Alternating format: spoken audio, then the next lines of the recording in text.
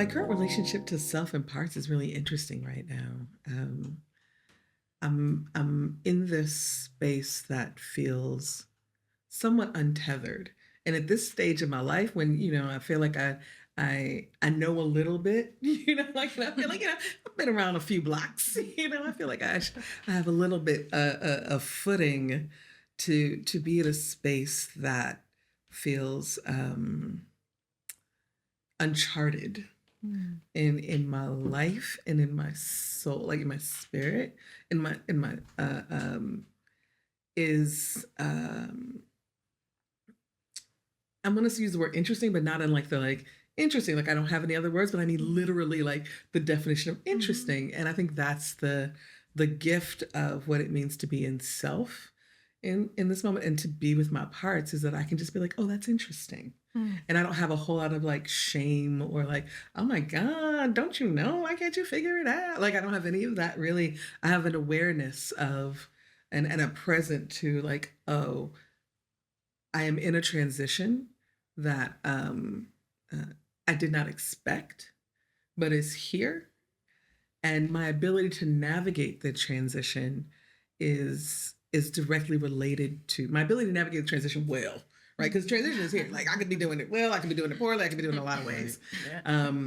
But my ability to navigate this transition, this sort of grayness, well, is in direct relationship to how much I am able to love my parts, how much I'm able to name them, like Dolores is my part that's like always like, what are you doing? That's and being like, all right, D, we're showing up today. Dolores is here. So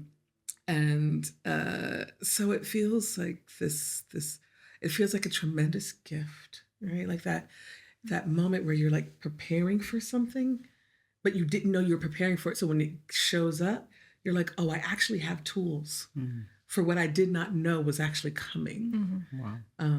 And so I'm really, that is my relationship to self and my parts right now, of like really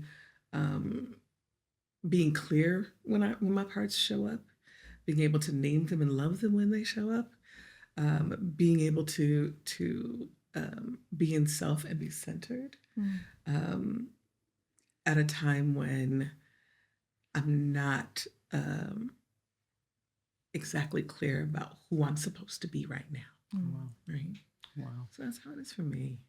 Yeah. Wow. You're making me think of a couple of things, but number one, my mother's name is Dolores. I see. So I was thinking about that. I was like, oh, I got to name a part Dolores. That's the next thing.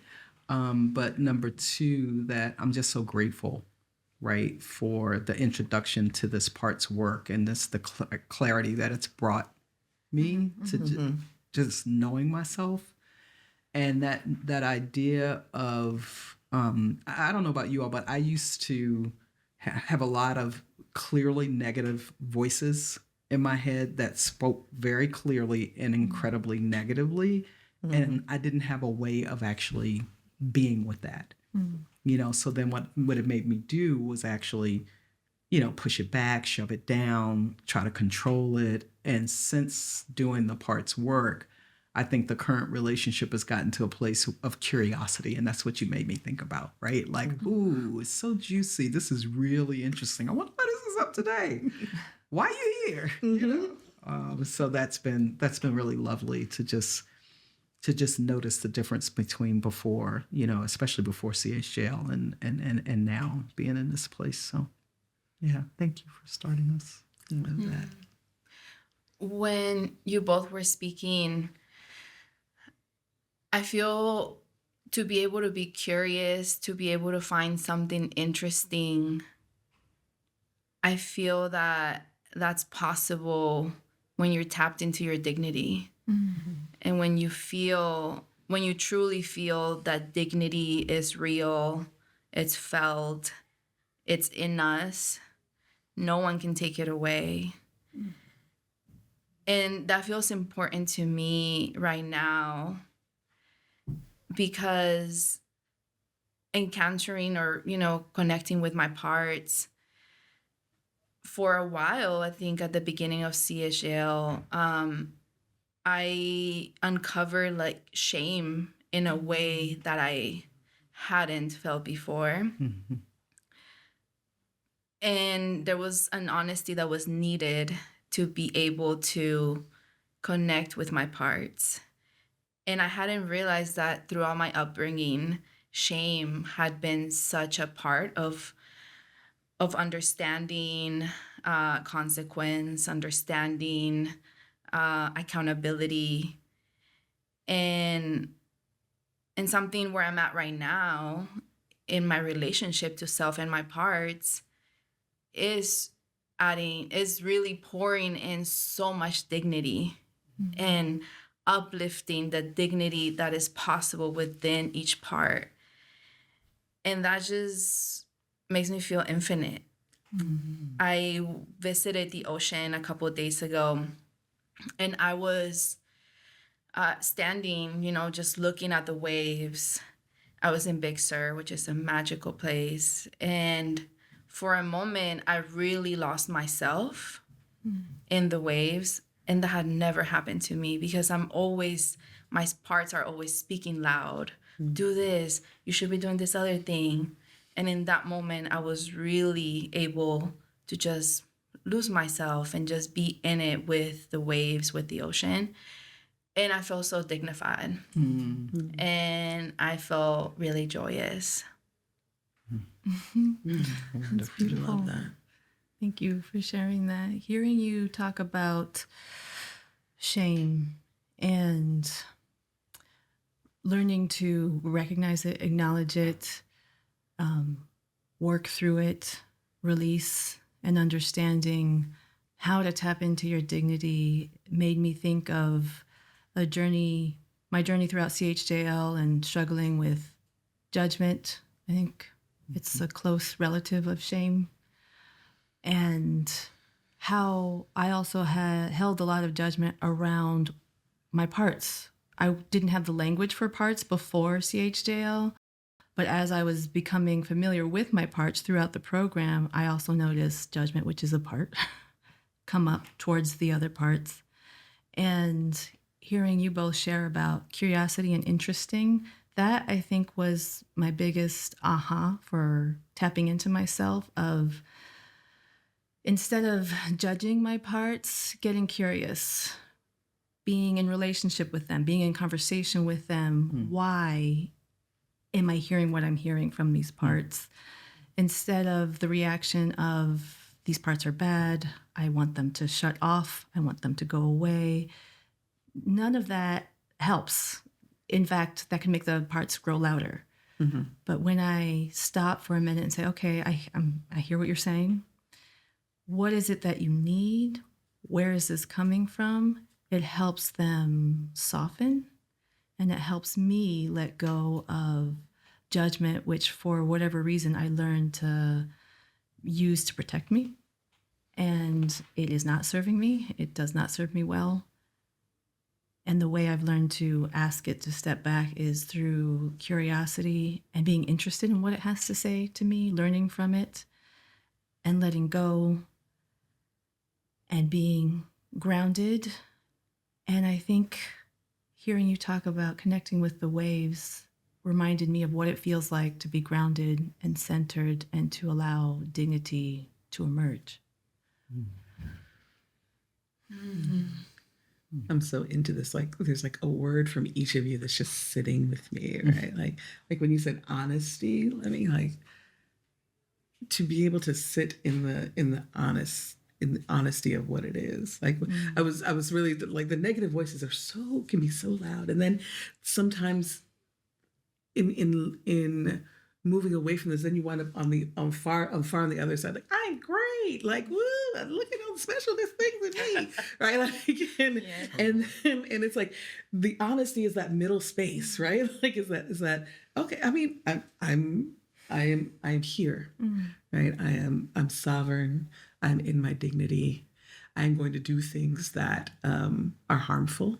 I'm going to cause harm in this world as I am working through my parts, right? That's part of the human experience. And how do I mitigate that? How do I make sure that I'm not being harmful to myself? And how do I be soft enough to care for each other, to care for the people and myself in the midst of that journey, right? Like, I love that it's like each of you just gave me something really juicy. So I'm really grateful. I just wish we could be like that all the time. It's like, okay, let me speak for myself. I wish I could be in self and be fully self-led all the time. You know, it's just, there's so much exhaustion in trying to control the parts, you know, that yeah, I'm longing for that. And it helps me to stay in practice.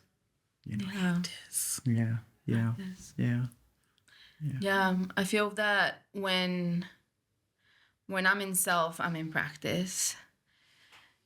And thinking of myself and describing just like how I am, who I am when I move from self. I don't know them. I'm just kidding.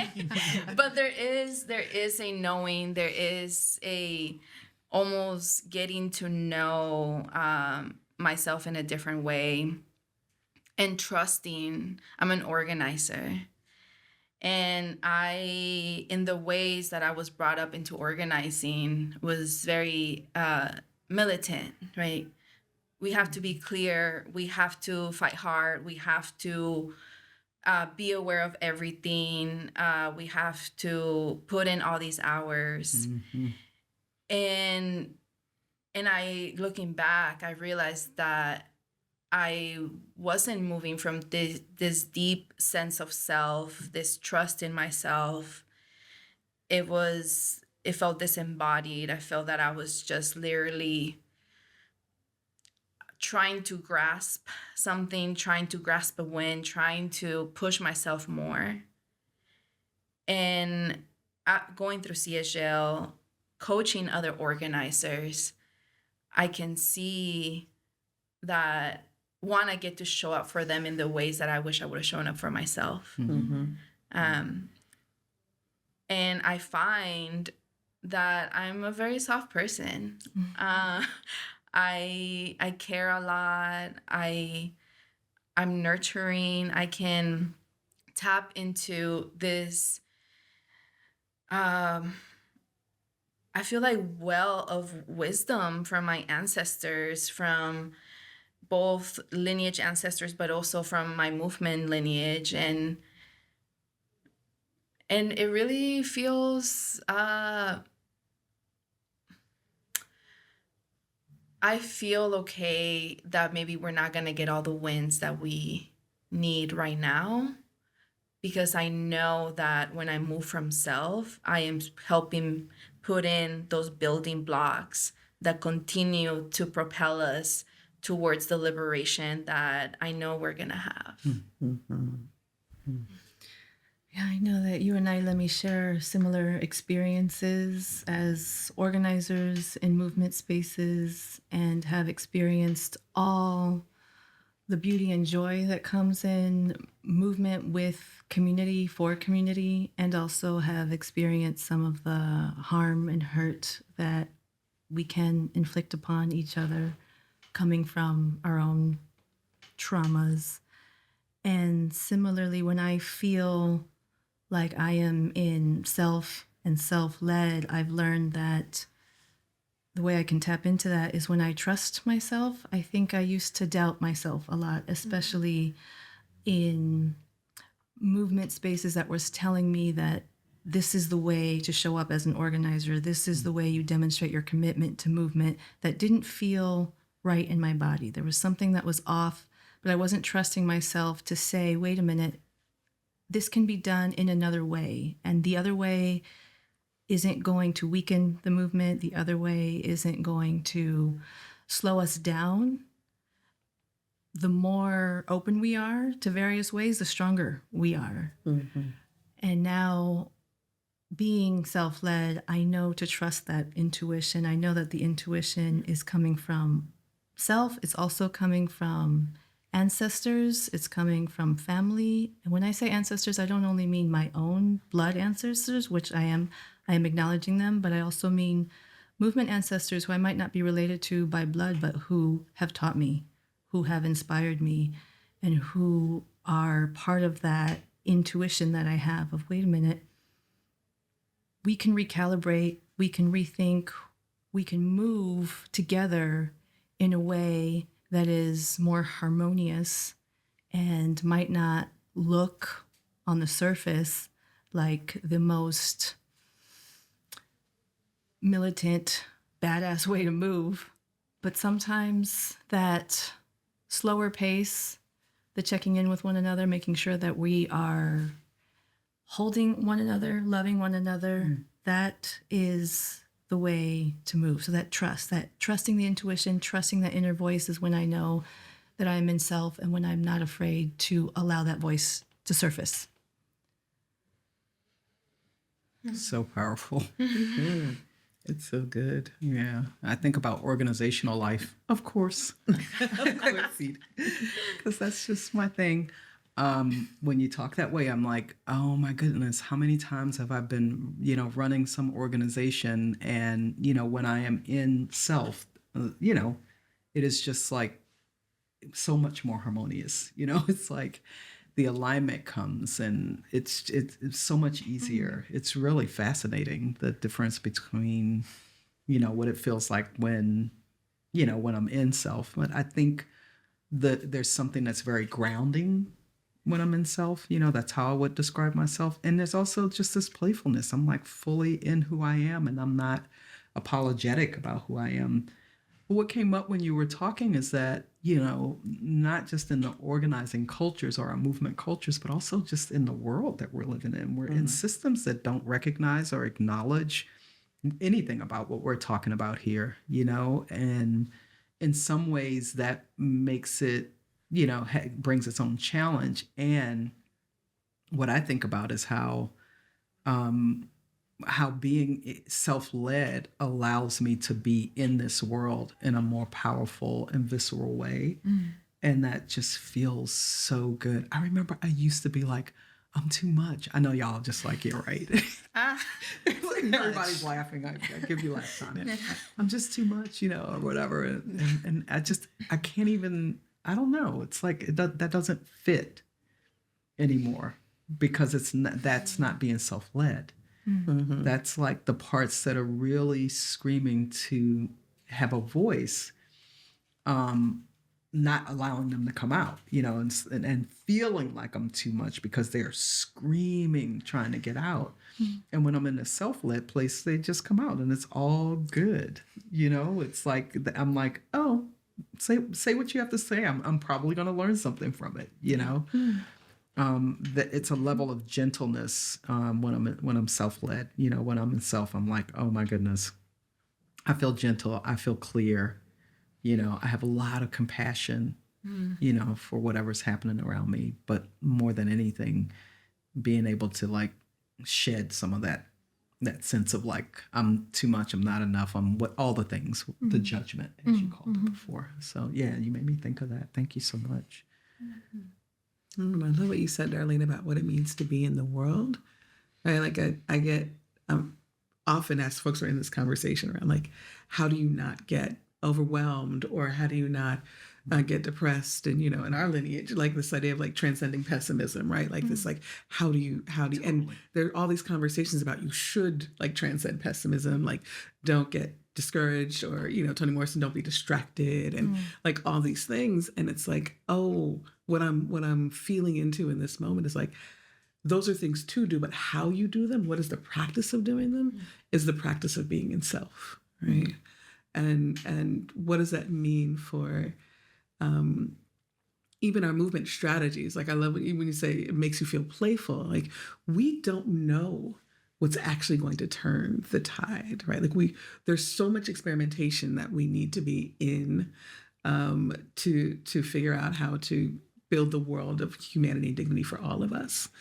That being in self, make space for, right? Like being, so it feels like now is the time of self, right? The age of self is the age we need to be in, to meet this moment of collapse of structure, right? That then to not let that be the primary movement or motivator of how we move, but let self be that thing, and then collectively, what does that mean about how our movements move? I think about like when you're preparing for a protest or something and you're trying to come up with the chants, with the taglines. And I remember people being like, all right, we have to be creative. We have to be bold. And then all of us just repeating the same things, that been like chanted and had. And I would ask myself with frustration, like I need to be more creative. Like maybe I need to expose myself to other things. And anyways, like outsourcing, right? Like I need to find something.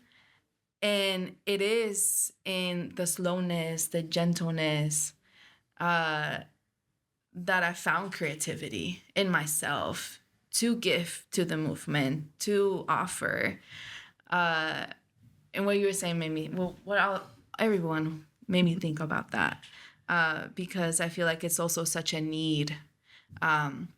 We have to get creative with our strategies. We do need imagination.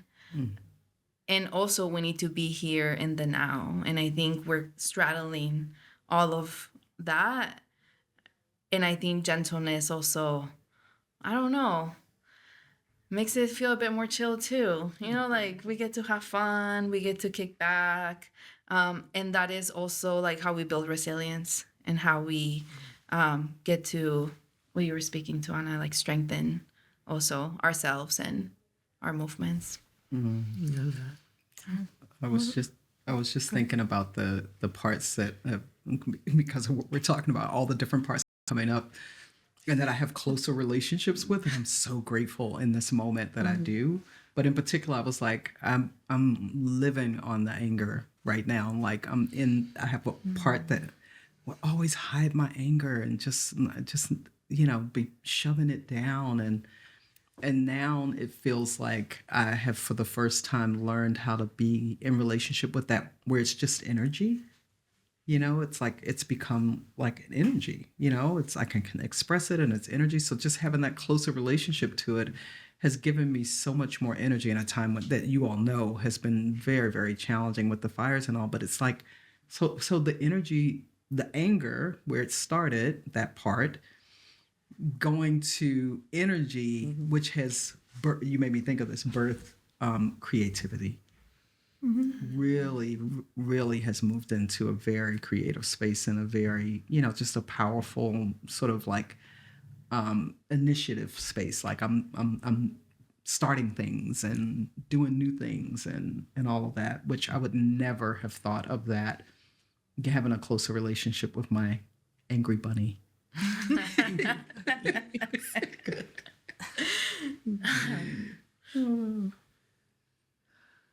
Going back to what we were saying around movement spaces and sort of the traditional or maybe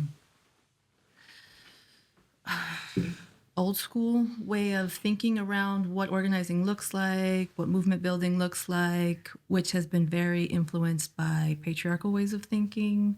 The idea around militancy, no time for joy or play, really, I think, has not done a service to our movements. And at the same time, I can empathize and understand where that mentality comes from. Like, there's so much up against us. We have to be very strong in the resistance to all of that. But I'm also reminded in hearing you both talk about creativity, levity, space for creativity. You mentioned, I think, play. Playfulness is coming up for me, and I can't remember who said it, but a movement leader in our ancestry said something along the lines of, there's no room for dance in the revolution. I don't want to be a part of that revolution. And I feel like that's what folks who are self-led can bring to our movement spaces. Time for levity, creativity, because we also deserve joy now. We are fighting for a better world, and we need space for creativity to be able to imagine what that other world is going to look like, because otherwise we fight. The empire is crumbling around us.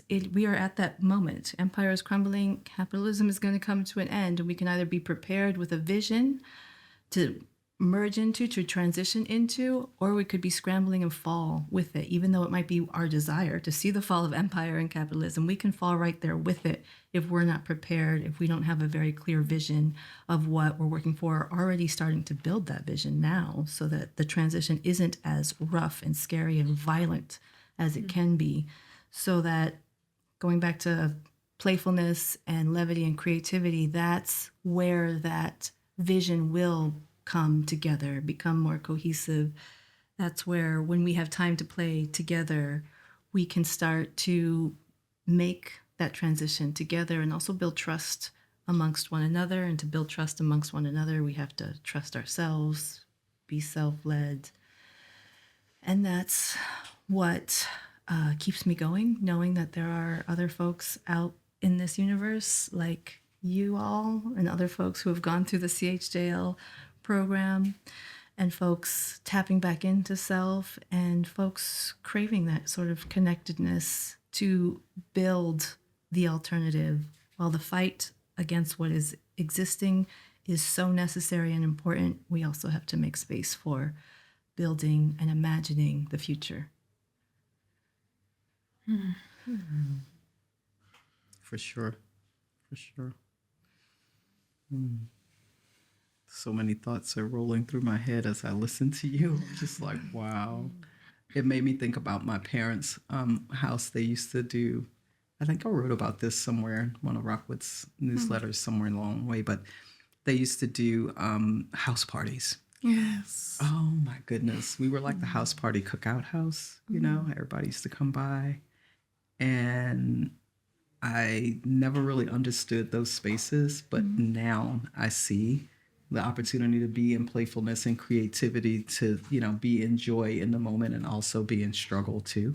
Really powerful, you know, and like how important it is that we have people, because that's what I was thinking about when you were talking. It's like the CHJL program gave me a community in which to explore these things, because the world doesn't feel super safe to be doing this kind of exploration, you know, on my own. So like here we are, you know, I can get closer to my creativity, which is also a part. It's great, right? Like I can get closer to all of these parts of myself, but in community where there's some shared experience, knowledge, understanding, and practice, you know, then I can really let loose and allow myself to evolve and grow.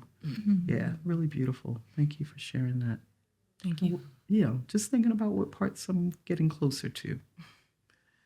I'm so moved by, you know, what you're saying around this community, Darlene.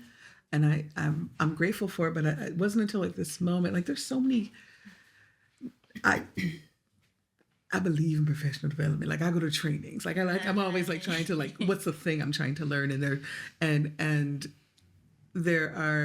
what often happens is, you know, you go through a couple of days you might make a connection with a person and then you're off.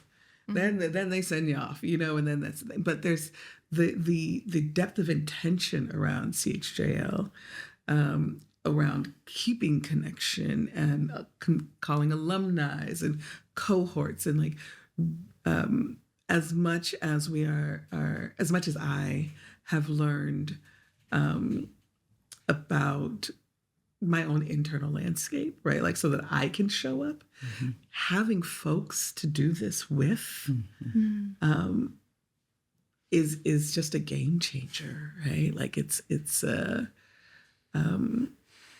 back to the building blocks of the future that we're working towards, right? It's happening now in this room, you know. There's a saying that, you know, when the collapse happens, whoever you're near, that's who y'all are rocking with, right? Like that's the next, like wherever you are, like that's where that's, Yes. and you all have to figure out how to grow the next society and the next arrangements of society with whoever is there, right? So the more of us that we have, the more folks who are aware of their parts, the more folks who are working through a sense of self, like the I'm gonna knock on wood, right? In my imagination, the lighter the lift of building the next thing becomes, right? And that is exciting to me, and getting to do it with folks is really exciting to me. That makes me feel excited. Yeah. Because for me, I had been organizing nonstop for about 10 years. And I took a chosen sabbatical, because I had really attached myself to this identity of being an organizer. And it became a part. In a way, yeah, I wasn't expecting to encounter as a part. But I realized that in my time off, in my year off, I realized that this part was holding so much grief. And also a bit of like anger of like, me telling to myself, like, you lied. We threw down, we did this, we did that, we went to all the trainings, we politicized ourselves, we connected with mentors, we're checking all the boxes and we didn't win. Right. And I've really been sitting with this part, with this younger organizer part, because this part also gave up a lot to do all the things that I did, that I am proud of, and also that it did take sacrifice. And hearing the both of you speak about this community, about having space to practice, to really find safety in that, has really made this part feel more hope. And that feels really exciting, because I've been meeting this part with frustration, with fear, what ifs, trying to convince this part, all right, let's get back on it. Like, we've been off a year, come on. And trying to provide all these receipts for how it is time to jump back in. And so I'm listening and trying to give this part space and gentleness.